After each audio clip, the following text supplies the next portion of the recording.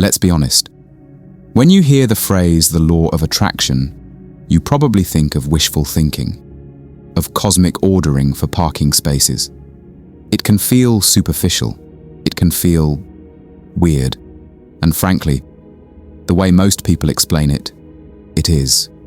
But what if that popular, mystical version is just a childish caricature of one of the most profound and practical principles of the mind? A principle understood not by New Age gurus, but by Stoic philosophers, modern neuroscientists, and the most effective people in history. This isn't about magically pulling things from the universe. This is the art and science of aligning your internal world, your thoughts, your focus, your deep-seated beliefs, so powerfully that the external world has no choice but to begin to correspond with it. To understand how this works, we need to forget the magic and look at the mechanics, starting with the very soil from which your reality grows, your subconscious mind. Part 1. Preparing the soil, the subconscious mind.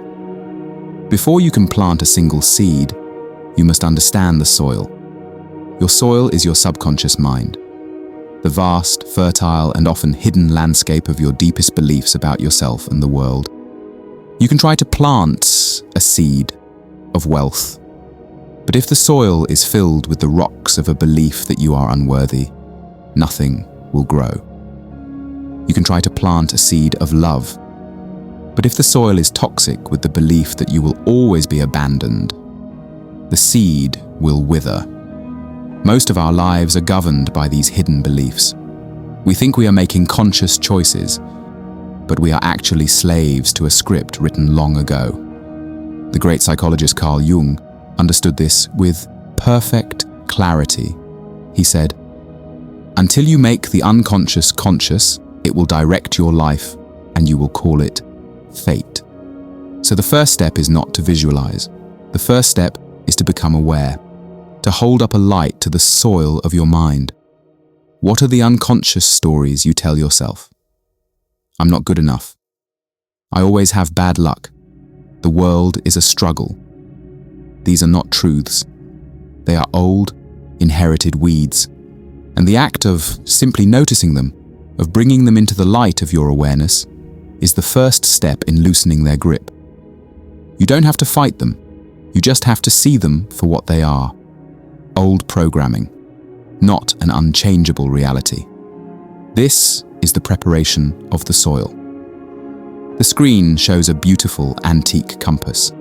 The needle is spinning wildly at first, then slowly begins to settle on a single clear direction.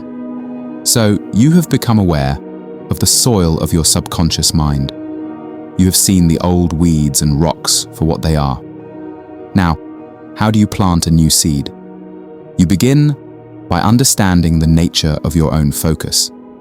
Think of your mind not as a passive window, looking out at the world, but as a powerful, living compass. It is designed to guide you, but it needs a destination. Without a clear direction from you, it spins wildly, pulled by every passing fear, every distraction, every opinion of others. Your focused attention is how you set that compass. Consider this simple phenomenon. The moment you decide you are interested in buying a specific red car, you begin to see that exact red car everywhere. On the highway, in parking lots, in commercials. Did more red cars magically appear on the road? Of course not.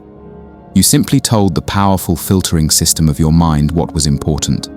You gave it a target, and your mind began to filter your reality to show you more of what you declared you wanted to see. Opportunities and ideas that were previously invisible to you are suddenly brought into sharp focus. The great philosopher and psychologist William James captured this perfectly. He said, "My experience is what I agree to attend to. What you consistently attend to expands. What you focus on, you find more of. And like a muscle, the thoughts you repeatedly exercise become stronger." When you consistently place your attention on a desired reality, your mind physically gets better at seeing the pathways to get there. This is not magic. It is the elegant mechanics of a focused mind. And with this understanding, you are now ready to consciously plant the seed. Part 2. Planting the seed, the art of vivid creation. Once you are aware of your soil, you can plant a new seed.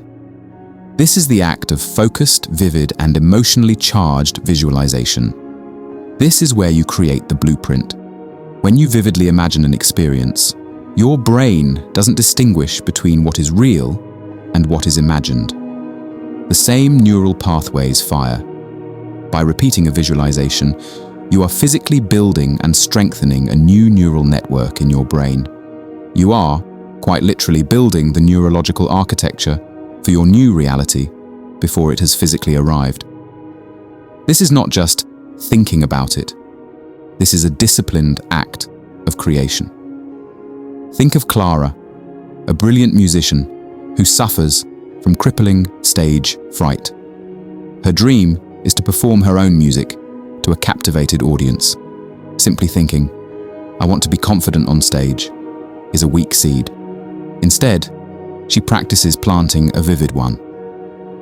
Every morning she sits for 10 minutes and doesn't just see herself on stage. She becomes the performer. She feels the smooth, worn wood of her guitar neck in her left hand. She feels the warmth of the stage lights on her face. She smells the faint scent of old wood and electricity in the concert hall. She hears the sound of the first perfect, resonant note she plays and feels the vibration in her chest. Most importantly, she feels the emotion. Not the fear, but the profound sense of connection and joy as she looks out and sees the audience not as judges, but as partners in a shared experience. She is not just hoping for a future event. She is living in the emotional and sensory reality of it now. She is building the memory of a future she has chosen. This is the art of planting the seed. Part 3. Tending the garden. Alignment, action, and faith. This is the part most people miss. They plant the seed and then wait for the magic tree to appear. But a garden requires tending. This is the most crucial stage where you align your actions and your beliefs with the seed you've planted. First, you must water the seed with aligned action. Visualization is not a substitute for action. It is the catalyst for it. The purpose of creating the vivid mental blueprint is to inspire and guide your physical actions. The Greek philosopher Aristotle spoke of energeia, which is often translated as activity or being at work. It is the state where potential becomes reality through action. Your visualizations build the potential. Your actions are the energeia that makes it real. James wants to open his own successful coffee shop. He visualizes it every day. The smell of the beans, the sound of the espresso machine, the happy faces of his customers. Because his mind is now primed for this reality, he starts to notice things he previously ignored.